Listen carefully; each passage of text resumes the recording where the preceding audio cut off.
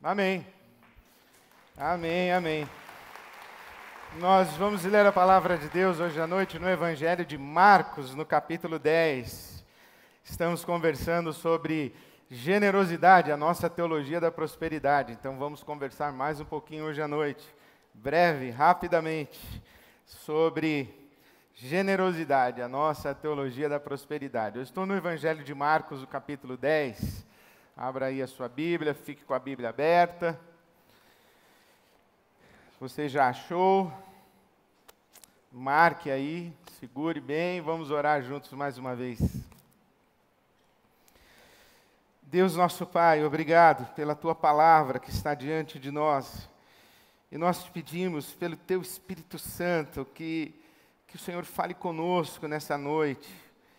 E que essa Tua palavra seja viva e visite a nossa mais interior profundidade, e ela nos incomode, nos inquiete, ela nos console, nos conforte, nos eduque, traga para nós alegria, quebrantamento, que a Tua palavra viva faça e aconteça dentro de nós nessa noite. Nós te pedimos assim, Pai, te pedimos assim para a glória do Teu nome, em nome de Jesus. Amém. Amém.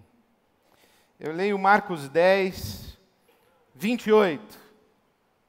Então Pedro começou a dizer a Jesus: nós deixamos tudo para te seguir. Evangelho de Marcos 10, 28. Pedro disse para Jesus: nós deixamos tudo para te seguir.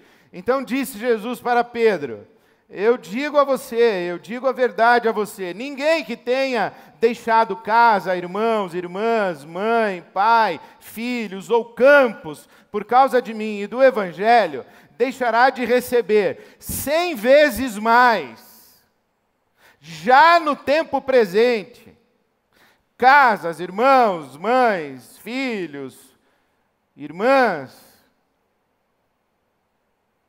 campos, e com eles perseguição, e na era futura, a vida eterna.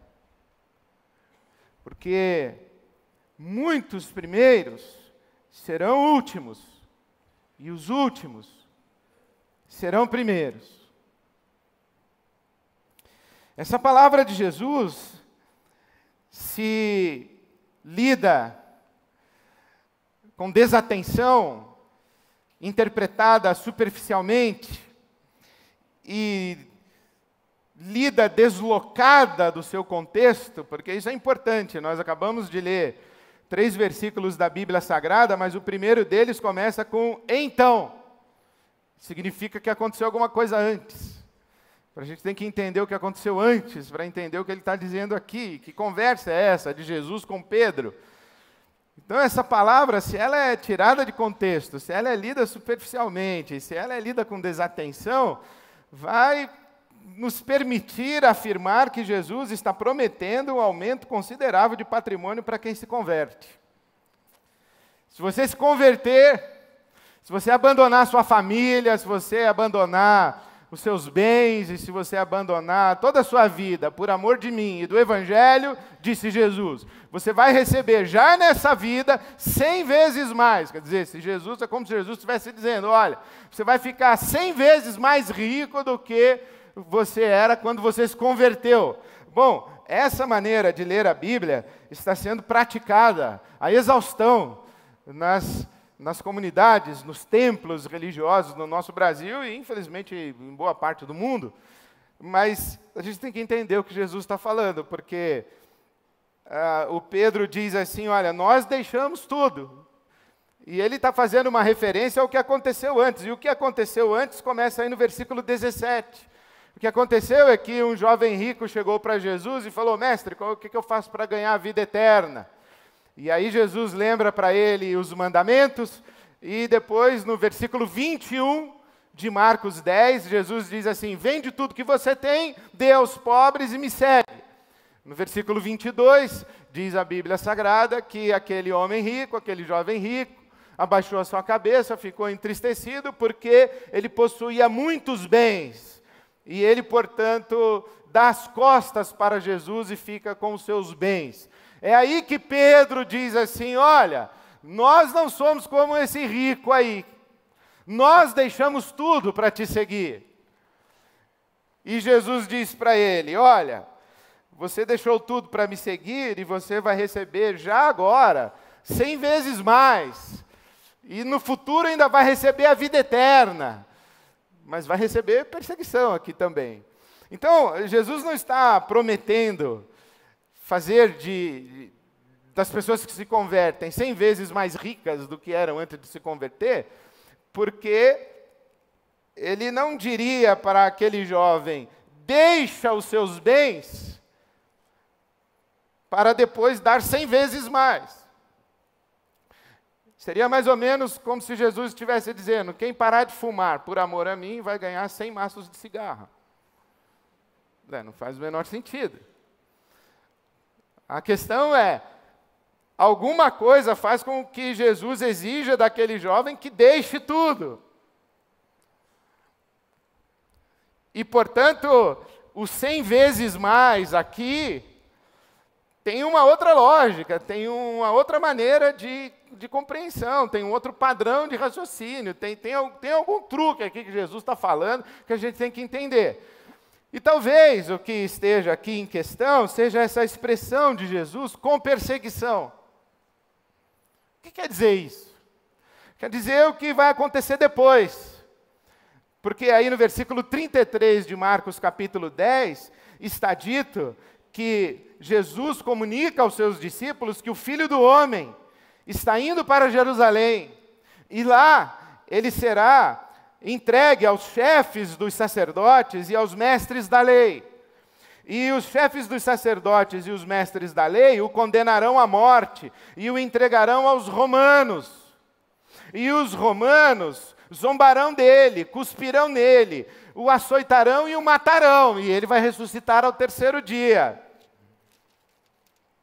Bom, o que Jesus está dizendo aqui é que há uma clara oposição e um claro confronto, um claro conflito entre o caminho que ele está percorrendo e o caminho que é percorrido pelos mestres da lei, os sacerdotes e os romanos.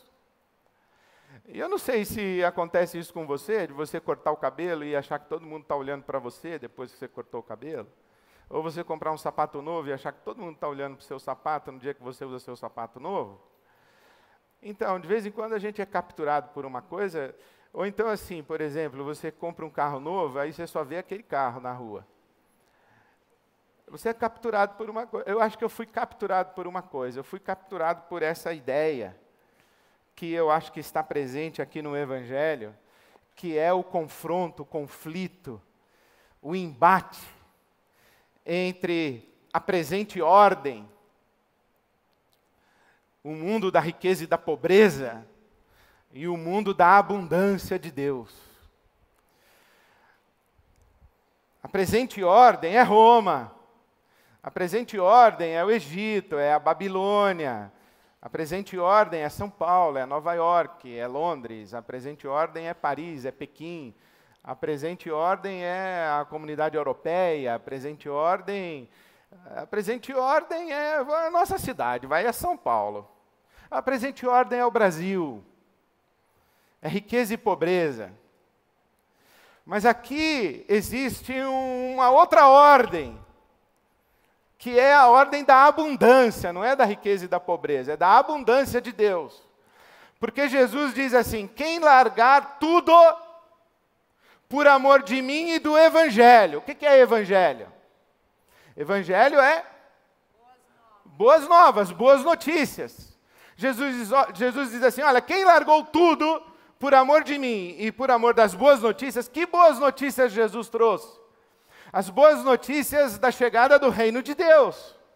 O Evangelho é o Evangelho do reino de Deus. O reino de Deus está presente. Jesus inaugura o reino, ele traz o reino de Deus. É isso que Jesus ensina o tempo inteiro. O reino de Deus, o reino de Deus. Então eu estou lendo a Bíblia, eu estou lendo o Evangelho como o reino de César e o reino de Deus. O reino, a presente ordem, Roma, riqueza e pobreza, e aqui o reino de Deus. E o Pedro está dizendo, olha, nós largamos tudo. E Jesus diz, ainda bem que você largou tudo aí, porque você veio para o reino de Deus, o reino da abundância, você vai receber 100 vezes mais. 100 vezes mais, assim, é muitão mais. É muito, assim, é demais da conta, assim. Não tem, é que nem aquela história do camarada que estava vigiando o Forte Apache. E ele falou para o comandante que os índios iam atacar o Forte Apache. E o comandante do Forte Apache falou assim, quantos índios? Ele falou assim, uns 1.002. Falou, 1.002? Falou assim, vem 2 na frente e uns 1.000 atrás. Assim.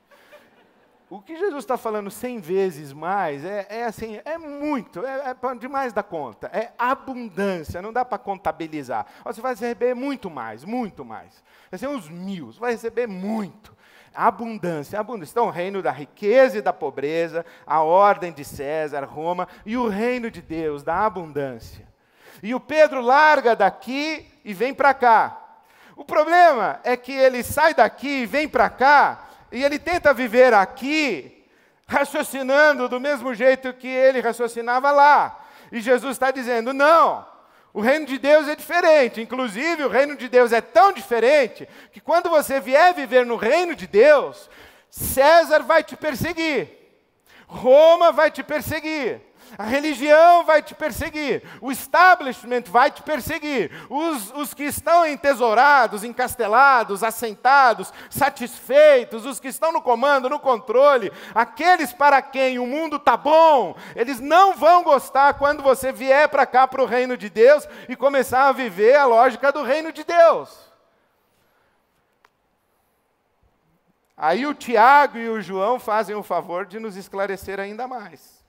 Porque se você olhar aí no versículo 35, Jesus disse assim, aqui os últimos serão os primeiros. Quem são os últimos? É como se ele estivesse dizendo, olha, a base da pirâmide do reino de César vai estar no topo do reino de Deus. Porque Paulo diz isso aos Coríntios, Deus escolheu as coisas que não são para confundir as que são. Escolheu os simples para confundir os sábios, os fracos para confundir os fortes. O que Jesus falou aqui, os últimos serão os primeiros. Aí vem o Tiago e o João e dizem assim, Jesus, já que nós somos a ralé aqui em Roma, mas nós seremos assim a elite no teu reino, porque acho que ele deve ter pensado, né? Porque nós somos cara aqui em volta de você. Não dá assim para entre os primeiros, eu e o meu irmão, a gente ser os 2 primeiros? Eles pedem para que eles se assentem, um à direita e outro à esquerda de Jesus no reino. Capítulo 10, o versículo 35. Tiago e João, filhos de Zebedeu, aproximaram-se dele e disseram, mestre, queremos que nos faças o que vamos te pedir. E o que vocês querem que eu lhes faça? E eles responderam, versículo 37, permite que na tua glória nos assentemos, um à tua direita e outro à tua esquerda. Ah, eles estão raciocinando do mesmo jeito lá. Eles estão querendo funcionar aqui no reino de Deus com a mesma lógica, com o mesmo padrão que funcionam no reino de César. Estratificação, hierarquia, dominação, cultura darwinista, competição, hostilidade. Aí vem Jesus e diz assim, não, vocês não entenderam nada, nós estamos falando aqui de outro reino. Nós não estamos falando aqui de você largar uma casa e vir aqui e ganhar 100 casas. Nós estamos falando de você sair de um reino e vir para um outro reino. De você sair de uma mentalidade e vir para uma outra mentalidade. De você sair de uma lógica e vir para uma outra lógica. Sabe onde está isso? Está aí, no capítulo 10, Jesus começa a falar no versículo 42. Vocês sabem, 10:42 de Marcos, vocês sabem que aqueles que são considerados governantes das nações as dominam, e as pessoas importantes exercem poder sobre elas. Não será assim entre vocês, ao contrário, quem quiser tornar-se importante entre vocês deverá ser servo, e quem quiser ser o primeiro deverá ser escravo de todos. Pois nem mesmo o Filho do Homem veio para ser servido, mas para servir e dar a sua vida em resgate por muitos. Olha o que Jesus está dizendo. Não confunda o reino de Deus com o reino de César. O reino de Deus é uma outra coisa. Aqui, qual é a diferença entre o reino de Deus e o reino de César?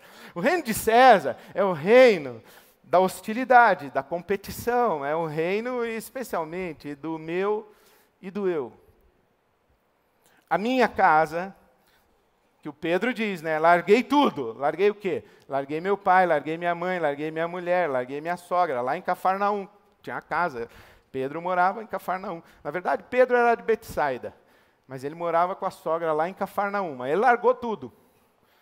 Largou o barco, largou a rede, largou a família e foi seguir a Jesus. O meu, aqui. E Jesus diz, olha, o reino de Deus, você tem 100 vezes mais. Mas não é aumento patrimonial particular.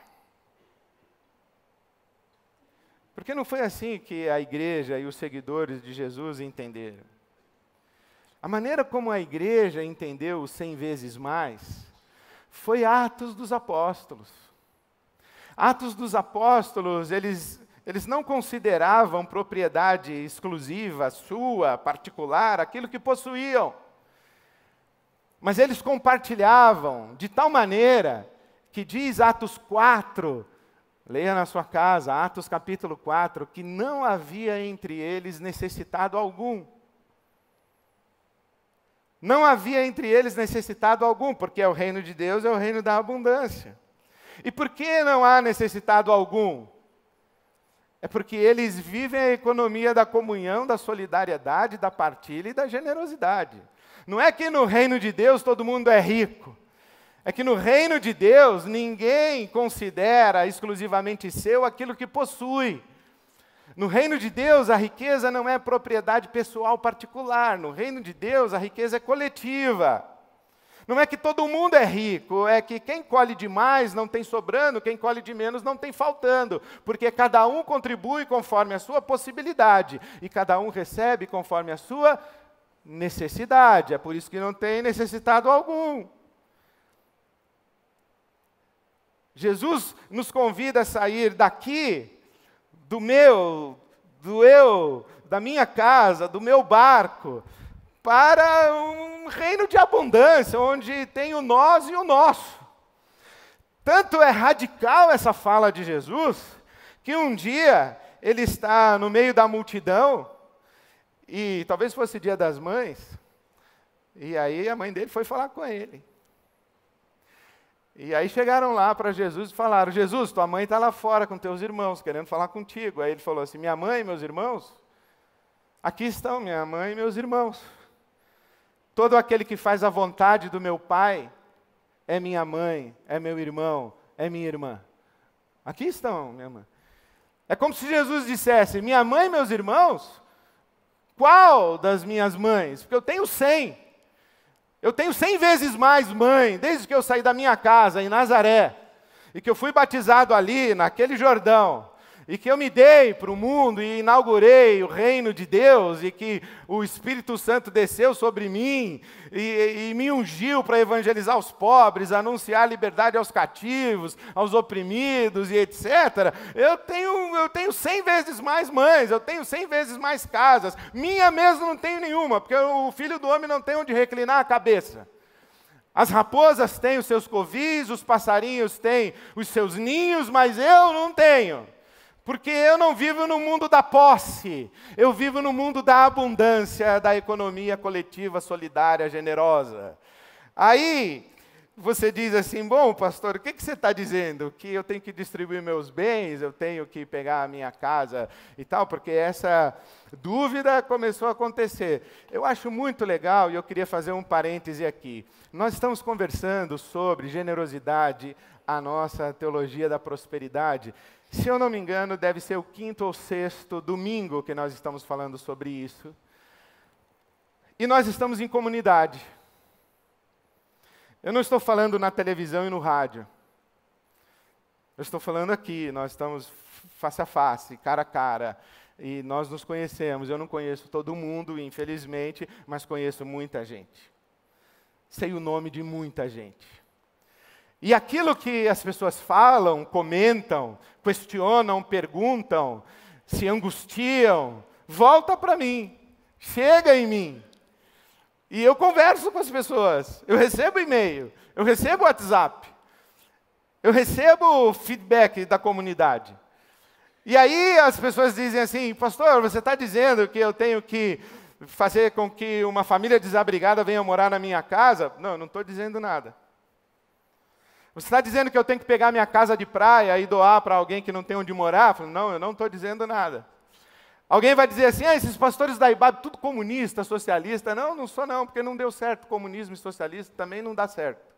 O capitalismo não dá certo, mas o socialismo também não deu certo. Esse negócio não funciona.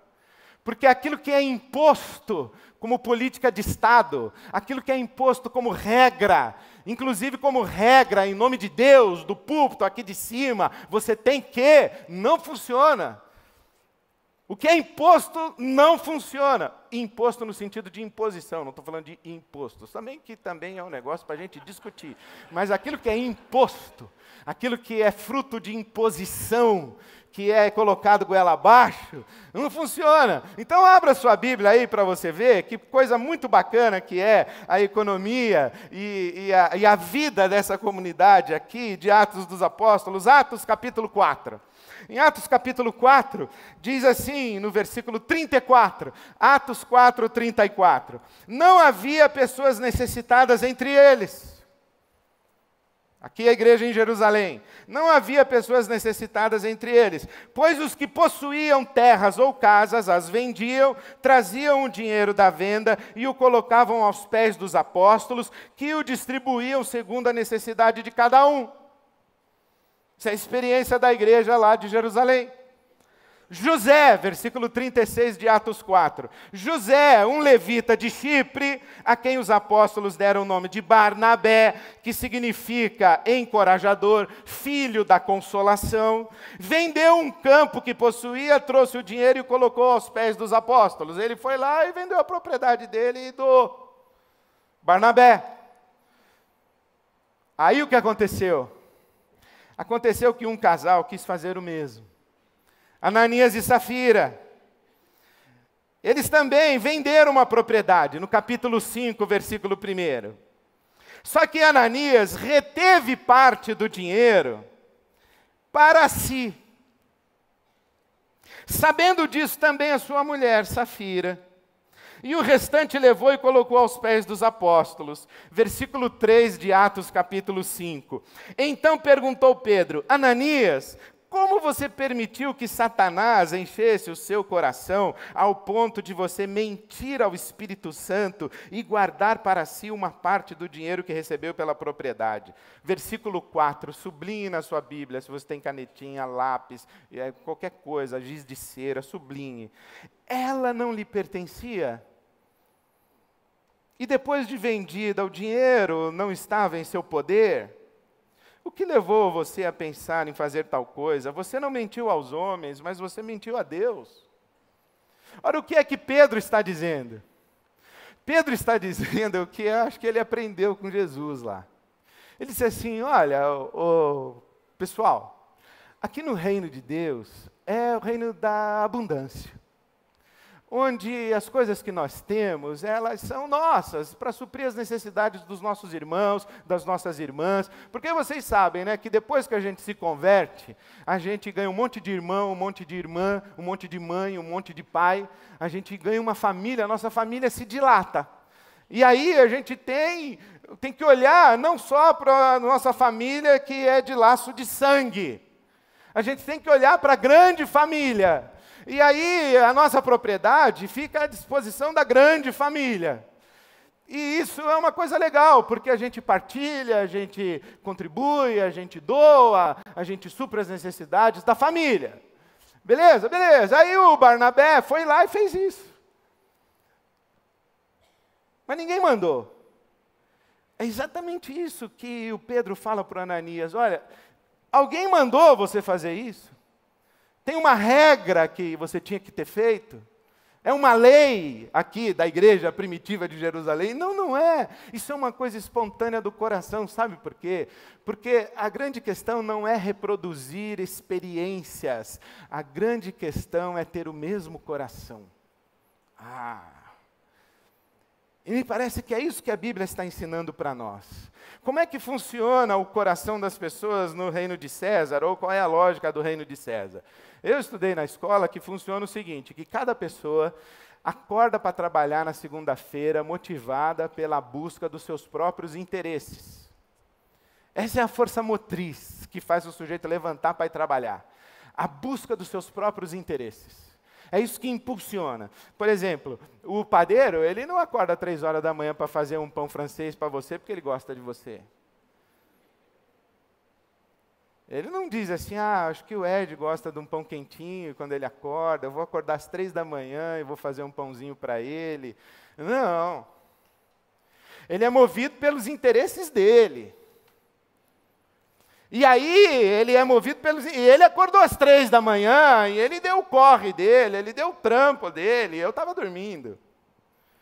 E aí, essa lógica daqui, eu corro atrás dos meus interesses, e você corre atrás dos seus interesses.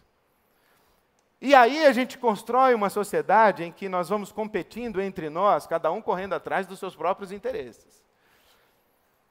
E quem corre mais, vai mais longe. Quem é mais esperto. E aí a gente constrói uma sociedade darwinista, onde vai se construindo uma desigualdade que é o mundo que a gente está vivendo. Pesquisas que eu li essa semana, 25% da população do nosso país vivem com uma renda mensal de R$380. 25% da população do nosso país vivem com uma renda mensal de R$380. Se você vai para o Nordeste, não são 25%, são 43%. Mas se você vai para o Rio Grande do Sul, não são 43% nem 25%, são 12%. É esse país que nós temos, desigual. 43% das crianças de 0 a 14 anos do nosso país vivem num contexto onde a renda familiar mensal é R$380. 43% das crianças do nosso país. Eu não sei nem porque eu estou sorrindo ao falar esse negócio. 43% das crianças do nosso país vivem num contexto onde a renda mensal é R$380. Esse é o mundo de César, onde cada um corre atrás dos seus interesses. Cada um por si, Deus por todos, e o diabo que leve o último. Aí vem Jesus e diz, olha, não é assim. O mundo não se sustenta na lógica egocêntrica, egoísta, onde as pessoas acham que a coisa mais importante que existe no universo é elas mesmas. O mundo se sustenta numa outra lógica. A lógica da solidariedade, da partilha, da generosidade. E aí você muda o seu drive, e aí você vai dormir. Como você vai dormir? Que Deus te abençoe muito. Porque se você faz parte do reino de Deus, você já mudou a sua cabeça. E sabe, o que nós temos vivido nesses dias aqui de nossa experiência religiosa no Brasil, e talvez até na nossa própria comunidade, nós estamos tentando viver no reino de Deus como se nós estivéssemos lá no reino de César. Não funciona. Eu estou aqui no reino de Deus, mas eu tenho os mesmos valores, as mesmas prioridades, a mesma agenda, a mesma forma de pensar do tempo que eu era do reino de César. E eu quero as mesmas coisas, só que aqui no reino de Deus, eu tenho Deus como vantagem competitiva. Ele me abençoa, Ele me faz passar no vestibular, Ele potencializa meu negócio, é isso que eu quero. Não funciona assim, não é o reino do eu. E a outra coisa que eu acho que a gente tem vivido é confundido Comunidade com auditório e relação institucional. Aí é que é uma coisa que dói. Porque, eu não sei, você tem a sua luta, e você sabe o quanto é lutar pelo pão de cada dia. Como é essa guerra? E graças a Deus, nós temos uma comunidade que pode abençoar pessoas e socorrer com um remédio, com um aluguel atrasado, com uma cesta básica. Podemos socorrer as famílias, irmãos e famílias em período de desemprego. Sim, nós podemos fazer isso, graças a Deus, porque se não fizéssemos, estaríamos traindo você, porque nós dizemos que quando você contribui nas urnas ou faz o seu depósito semanal, você está contribuindo para uma economia solidária. É isso que nós estamos dizendo. Então, nós fazemos isso e fazemos muito. Mas eu me lembro quando eu cheguei aqui na IBAB, há 30 anos, que eu tinha que assinar os cartões de aniversário, e a secretária punha em cima da minha mesa, e eu assinava 30, 20, os aniversariantes do mês. Assinava. Bati o carimbão lá, feliz aniversário, tinha um versículo, e eu assinava, mas não sabia nem o nome, nem quem era, nem que dia era, nem nada. E aí a pessoa vinha, me encontrava no domingo e falava, pastor, obrigado pelo cartão, e Aí eu pensei, sabe, isso aqui não é concessionária de automóvel, para a gente fazer retenção de cliente mandando cartão impessoal no dia do aniversário. Isso aqui é uma comunidade, isso aqui é família, isso aqui é o lugar dos irmãos, das irmãs, dos pais, das mães. É o lugar dos vínculos de afetos, não é relação institucional. É construir laços. E aí muda completamente.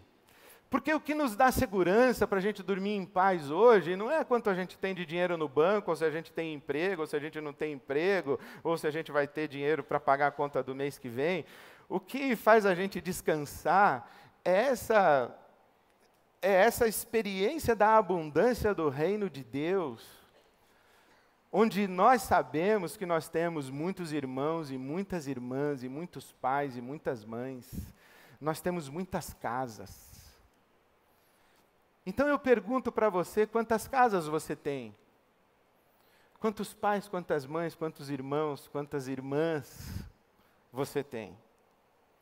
Eu tenho minha mãe, eu tenho 2 irmãos, minha irmã, meu irmão e eu, somos em 3. Nos ajudamos. Hoje cuidamos da minha mãe, que cuida da gente de um jeito, a gente cuida dela do outro jeito. Mas quantos irmãos eu tenho? Eu estou falando assim de pessoas a quem eu posso deixar os meus filhos aos cuidados. Pessoas para quem eu posso ligar e fazer pedidos que a gente só pede para quem tem sangue do nosso sangue. Por quantas dessas pessoas eu me sinto responsável? Quantas pessoas eu traria para dentro da minha casa se fosse necessário? Vou trazer São Paulo para dentro da minha casa? Vou trazer o mundo para dentro da minha casa? Vou repartir os meus bens com quem?